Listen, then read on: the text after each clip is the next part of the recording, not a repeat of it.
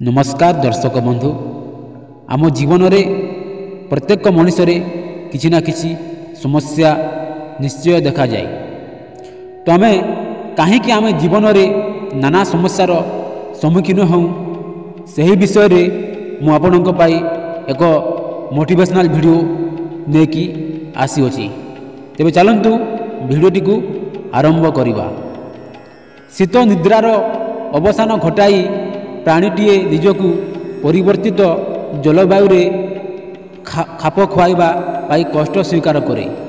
सेहीपरि अविश्राम चिंता मनुष्य को विव्रत करि पकाए। अनेक असुविधा निजर नियंत्रण बाहर को चली जाए। समस्याटी दीर्घस्थायी हेले जीवन दुर्विषह हो जाए। अभिप्राय और अविरत चेष्टा गोटे बड़ पर्वत को खंड खंड पथर रे परिणत कर दे पारे, किंतु गोटे विरक्त चिंताधारा मनुष्य जीवन सहजरे दूरे जाई पारेनी। एसबू सत्वे मनुष्य हार मारिबा पूर्वरु समर्थ मते निरवच्छिन्न उद्यम करे। लक्ष्य पथरे पहुँचा पाई जहाँ संभव करी चले। एथिरे कौनसी स्वतंत्रता नाही। जीवन जीविका सह अभाव असुविधा अंगांगी भावे जड़ित।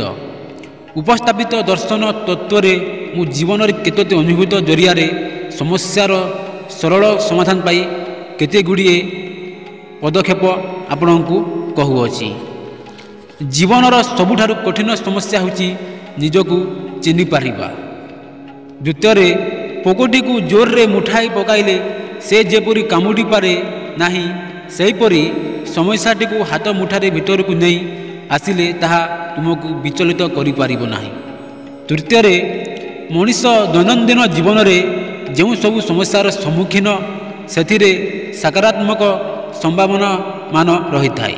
अर्थात समस्या मध्य किछि ना किछि सृजनात्मक शक्ति रही थाए। ताहा निज पाई हेउ बा अन्य काहारी पाई हेउ। प्रत्येक समस्या व्यक्ति को परिवर्तनमुखी कराई थाए। तेबे दर्शक बंधु वीडियोटी केमिति लागिला निश्चय कमेंट करिवे एवं भल लागिथिरे सब्सक्राइब करिवे। नमस्कार, जय हिंद, जय भारत।